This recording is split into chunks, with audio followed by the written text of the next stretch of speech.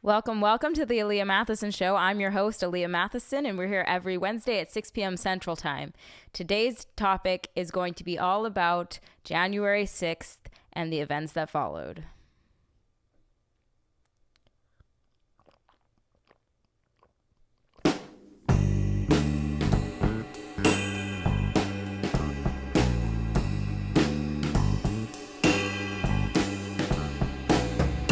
Okay, so January 6th. I was at the Capitol, not the one in Washington, but the Capitol of Austin on the 6th. And as most patriots were doing, we were having kind of support Trump rallies. We want fair elections, and we don't feel like this election was fair. We feel like it was robbed from us. We feel like there was so many abnormalities and weird anomalies that happened that allowed for Biden's supposed win. But all of that said, that is the reasons why we were at these protests. We, the American people, are very, very pissed off, and we wanted these cases, these witness accounts, these videos to be investigated. That's what we want. And it was a very, very quick investigation that was supposedly done. And apparently everything was fine. And Biden won fair and square, even though for the first whole year of Trump's presidency, they were investigating Russian interference and all this stuff, and that totally was not a fair election. But this one, the one where Biden won, the guy who has zero people at any of his rallies, who barely has any fans on Twitter or any social media, the guy that can barely get a sentence out, he supposedly had 80 million votes. But it's cool. Let's just go with it. I'm over it. We're moving on. I'm not on the whole Q train and like, oh, Trump's gonna sign the Insurrection Act and blah blah blah, and all these people are gonna be arrested. Like, I'm over it. I've accepted the fact that we are now going to be led by Biden, or more so Kamala Harris when Biden kicks rocks. He'll probably get sick, or he'll be unfit for presidency in the next few months, and Miss Kamala will have to, come in and take his place, and it's totally not planned or anything. But anyways, back to the 6th. So on the 6th, I was at a Trump rally, and I was hearing from some people that there was people invading the Capitol, and that senators were hiding under desks and all this stuff. And it honestly struck me as kind of weird, because I've been to at least 100 something rallies this year with a lot of Trump supporters at them, and nobody ever was violent in any way, shape, or form. Like, they're the most peaceful group of people you'll ever meet. We bring our kids to these events, and they're always armed too. So even though they're armed, there's still zero violence. We don't ever disrespect police. We don't spit on police. We don't throw things at police. We have very decent interactions with policemen, and we are respectful, and we thank them, and all of that stuff, So this is what I know to be true of Trump supporters, in the Trump supporters that I've met and dealt with. And me being a Trump supporter, this is how I personally act. There were 2 million people at the Capitol. A lot of them brought their babies, same exact thing. You had people from all different backgrounds and races and genders, and all 78 genders were probably there. I'm just kidding. So you had a variety of people, is my point. And that's what I've seen at every single Trump rally I've been to, is a variety of people in every color, creed, background, whatever, gender, orientation, whatever you want to call it. We're a very diverse group of people, despite what the mainstream media would like you to think. So when I heard that this was going down, I was kind of surprised, and I was kind of like to me, it wasn't this is just an act of, aggression, or we're frustrated. To me, this is like, if they're storming the Capitol and these are really our people doing this, then we're about to be in a civil war. That's where I went in my head, because I feel like we're the kind of people where if we'll retaliate to things, but we never instigate things typically. We usually we're gonna defend ourselves, and when we do, it's not gonna look good for the other side, because we're the side with all the guns. I mean, it is what it is. So I was just kind of a little bit shocked and curious. But anyways, when I get back, I see in the media all of these crazy headlines, you know, that this is the saddest day in American history, and like all these white supremacists and all these Trump supporters and they're terrorists and all this stuff, and then all these like pictures and videos start surfacing, and it's a lot of confusing information. You had people on the Trump side saying like, these aren't people with us, they're Antifa, they're not Trump supporters at all. And then I look at the pictures and I'm like, yeah, some of those people don't look like Trump supporters. Like, I never see any Trump supporters in masks at any of the rallies I've ever been to. So I'm sure there was some Antifa infiltration, but I also acknowledge that there were probably some radical Trump supporters who were involved in these riots and all of this craziness that happened on the 6th. So I do not condone those things at all. I think rioting is wrong on all levels. But it also really, really angered me when I started seeing these headlines popping up about how violent Trump supporters were, and how this is terrorism and all this stuff, because the hypocrisy was just mind-numbing to me. Like, these are the same people, literally in July, that were condoning the BLM riots. These are the same people who were in July, these Portland protesters were barricading courthouses with federal officials inside and then trying to set them on fire. Like, these are the same people. That sounds pretty violent to me. I mean, yeah, they're walking. I saw this live in my own city. People walking down the street chanting, kill them all, like F cops, pigs in a blanket, fry them up. Like, that is an incitement to violence, right? Oh, yeah. I mean, is it not? I don't know. I mean, that's pretty aggressive to me. They were literally throwing items at police officers. They were throwing bricks at police officers. They were pepper spraying police officers. They were throwing water bottles. I mean, I would never, I'm Black, okay? I would never take my child to a Black Lives Matter rally. And I'm not saying all Black Lives Matter protesters were violent. I'm saying at every single, or not every single, that's a little too big of a generalization. At a large majority of these Black Lives Matter protests, there was violence that occurred. That is what I will say. And some of these people might be Antifa, and they're, again, not connected to BLM, or some of the people who support the message behind BLM, but not the movement.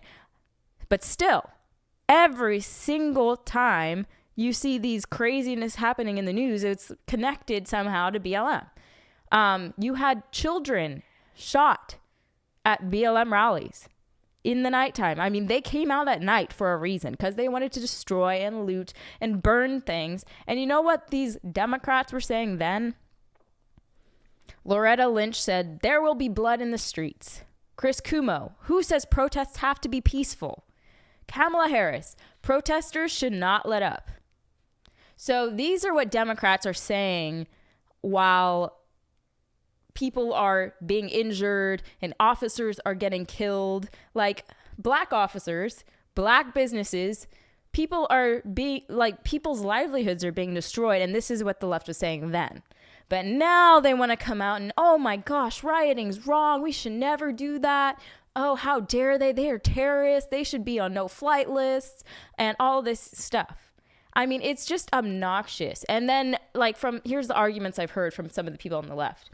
Well, it's the president of the United States who incited this. So that's the difference. First off, President Trump never incited nothing. In fact, the last thing he tweeted before he was censored by big tech was, go home and don't be violent. Obey the law, respect the law. And again, this is typical historically of Trump supporters. Trump supporters historically respect the law. We respect law and order. We back the blue. So the left acting as if this was an inevitable response and we were just waiting for Trump supporters to come out here and show their true colors. I mean, that's ridiculous. I mean, honestly, it's just ridiculous. So, I mean, this is the kind of BS that we're hearing from the left. And then you also have people like Biden who comes out and he's so unifying and he just wants peace between the sides, as he says. No one can tell me that if it had been a group of Black Lives Matter protesters yesterday, that they wouldn't have been treated very differently by the mob, differently than the mob that stormed the Capitol. I mean, immediately, divisiveness. Like, oh, if you were Black, you would have been treated so differently. First off, it's not true that they were treated great by the police.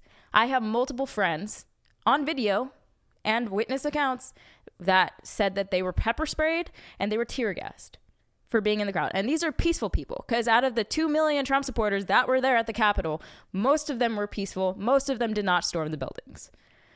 So it's not true, first off. Second off, a white woman was murdered by the police. I don't know all the situations of why she was murdered, but she was unarmed. I don't know what she did. She was an unarmed woman. If that had been a Black woman, they would have been saying, say her name all over the place, right? Where are the riots for this lady that was murdered? Right. And she's a veteran. So, again, please spare me. Spare me.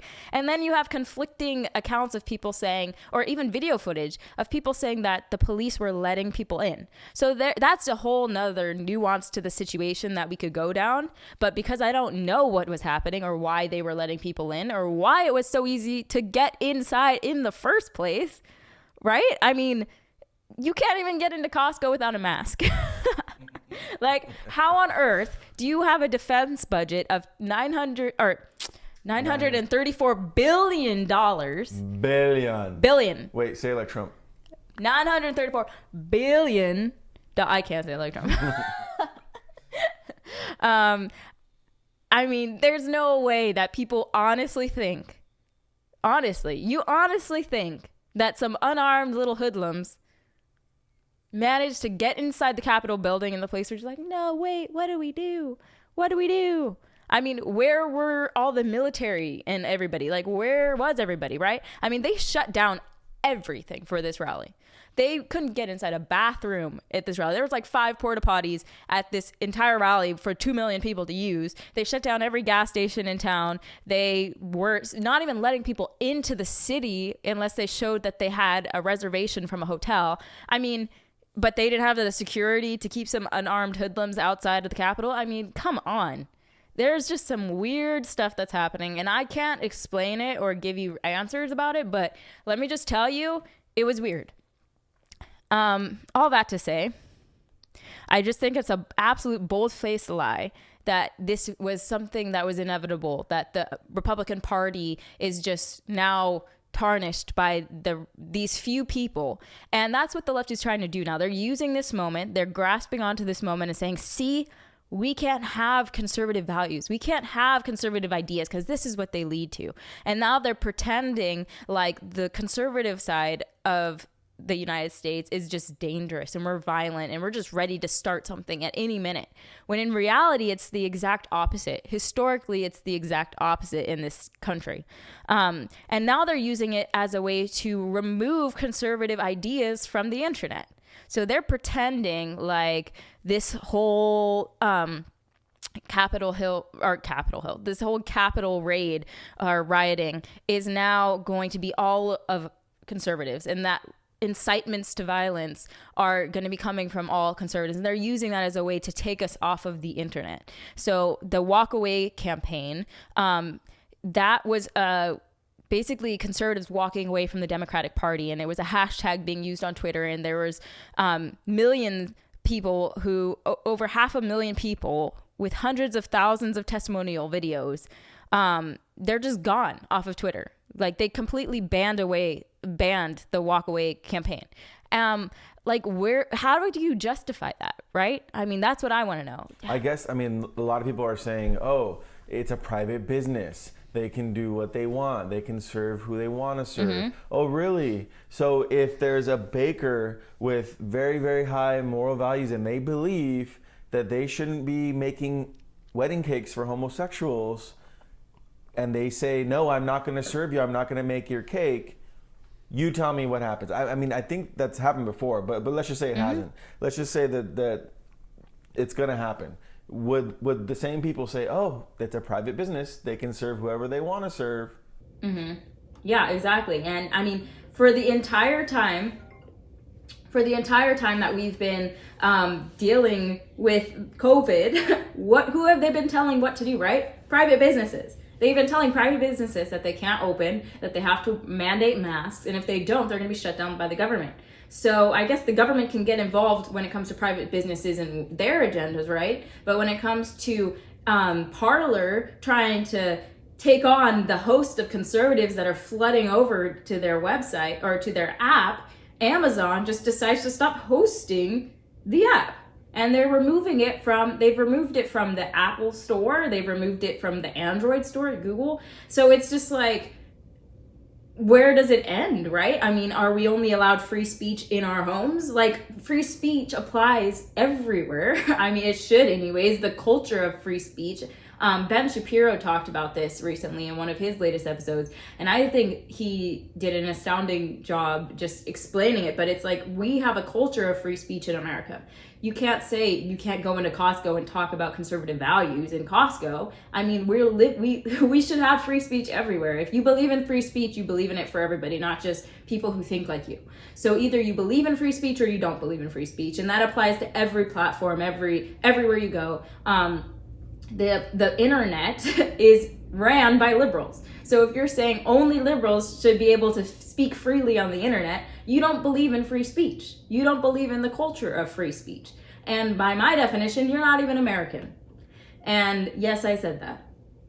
I think it's ridiculous that Amazon has a book entitled Memoirs of a Pedophile on its website that you can go and learn how to build a bomb on Amazon, but you can't read about vaccine injuries, and you can't go on Parler. They removed Parler. So it's like and that's another thing. Okay, let's go down that road. I've been on Facebook for a while now, and I've seen some things on Facebook, okay, and Instagram.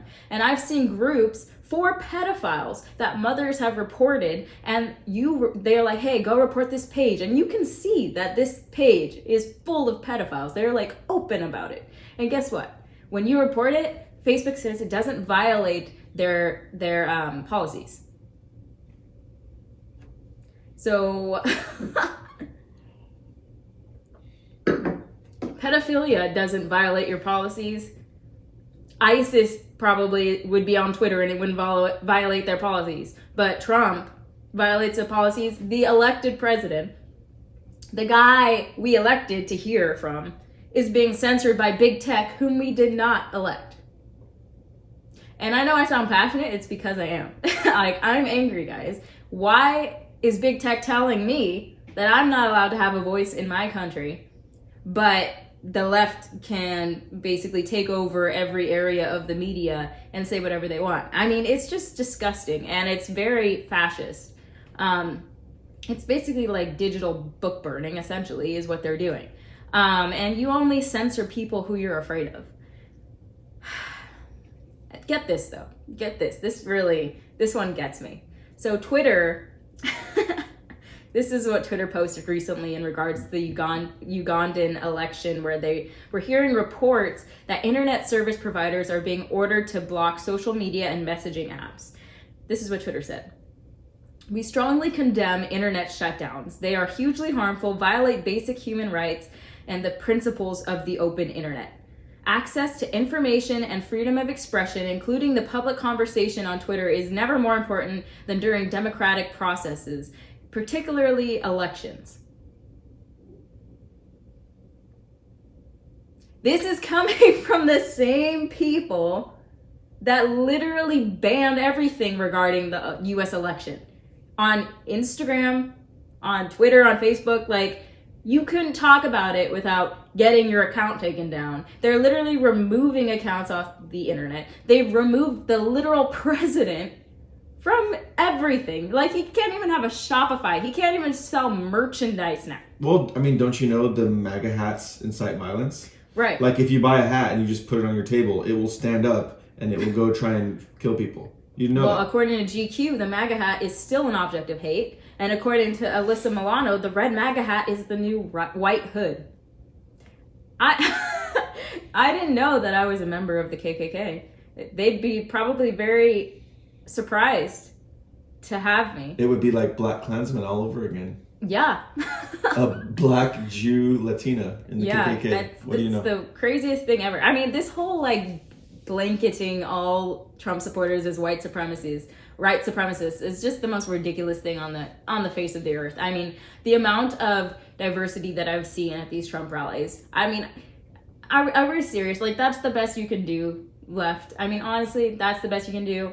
Accuse everyone, 75 million Americans, of being racist and white supremacists. Are we really going to pretend like the majority of the Trump party is really just a bunch of undercover white supremacists? Like, we're really going to do that? Like, honestly, that's the best you got. It's just sad and desperate. And then they try and impeach Trump on top of all of this. Like, then he has a week left and they're going to try and impeach him. Like, why? Why though? Honestly.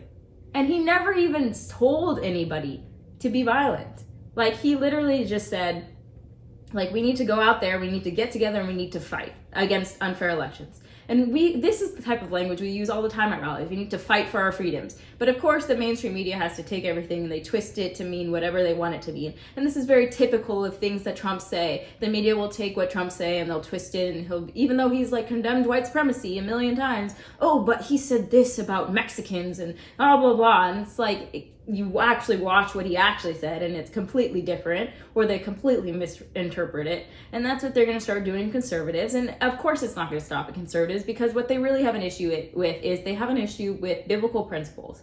And the Conservative Party runs on majorly biblical principles. So the issue is they don't like the fact that we're not validating their godlessness. And that's what it is. The left champions godlessness. Conservatives don't. We are for the family unit. We are against abortion and murdering your own children. We are for the reality and the science that there are two genders. And the left hates that. They can't stand that we're for that. They can't stand that we have biblical principles as the foundation of our party. So it's not really about the right versus the left. It's a spiritual battle. And what they're really going to go after is first conservatives, and then they're going to come after Christians, because that's really who their issue is with. It's with Christians. So I just got to say, with everything happening right now, just start reading your Bibles, guys, because I feel like we're really getting close to the end times. I think that we are in a new era where we're going to start seeing the America we knew change. It's going to change a lot. And I don't think our children are going to grow up in the same America we grew up in. And it's unfortunate to say that, but it is what it is. And honestly, I heard, I don't know who said this, or if it was a meme or just like a quote, but they said if God didn't judge America, then he would owe Sodom and Gomorrah an apology. And I agree with that, because we've had it coming for a long time. And when God wants to judge a nation, he gives them wicked rulers. And that's what we're seeing now. So just prepare yourself spiritually and mentally for what's coming, and hold your ground as much as you can, but know that nothing's going to prevent what God has already prepared to happen from happening. We have to go through these birth pains to get to Christ coming. I mean, the Bible talks about this in Revelation. So if you've ever read Revelations, you should read it. You should definitely read it. And if you have read it, then you know what I'm talking about, because we're here. We're getting there.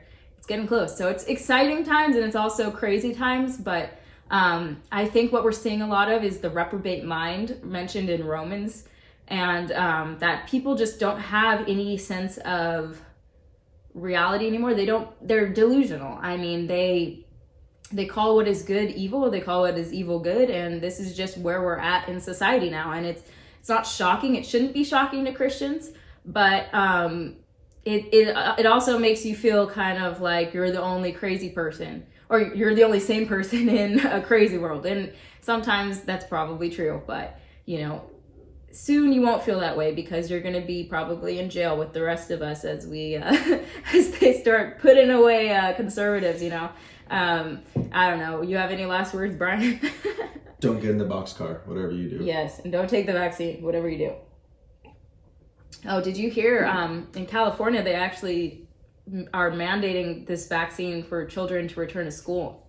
So I mean, the agendas are just being pushed forward to the forefront because they can now. They have the Democrats hold the House, the Senate, everything. They're going to be controlling everything. So don't be surprised that this year is going to be even crazier than last year, but also don't be discouraged, because that just means Christ is getting closer and closer to coming back.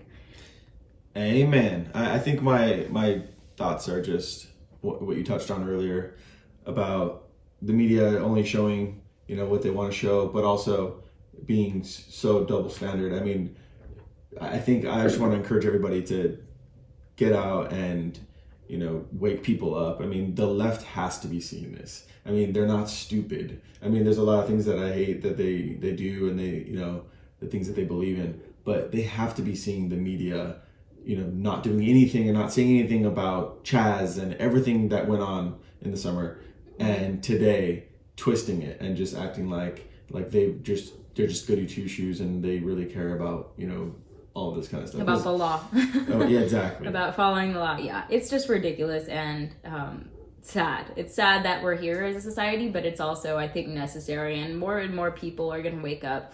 But, I mean, at this point, again, you can't stop what's coming. The Bible talks about a one world government. It talks about the Antichrist. So don't rely on these men as your savior, because no one's going to come save you. Trump can't save America. Only God can save America. So just make sure you're in your word, make sure you're keeping the main thing, and everything else will fall into place as it's supposed to. God is sovereign of all of it, but it is a crazy time we're living in. So I do have empathy, and I feel sorry for my country. It's a sad time to be an American. With all of that, I hope you guys come back next week. I'm sure there will be even crazier things to discuss next week. Unfortunately, this year will probably give me a lot of content. So I will see you then Wednesdays at 6 p.m. Central. And we don't promote getting drunk to deal with your problems. This is juice. This is Izzy Blackberry mixed with Topo Chico. Mm-hmm. So don't get drunk to deal with your problems. Yes. Go to the Bible. Go to the Bible. See you next week. See you next week, guys.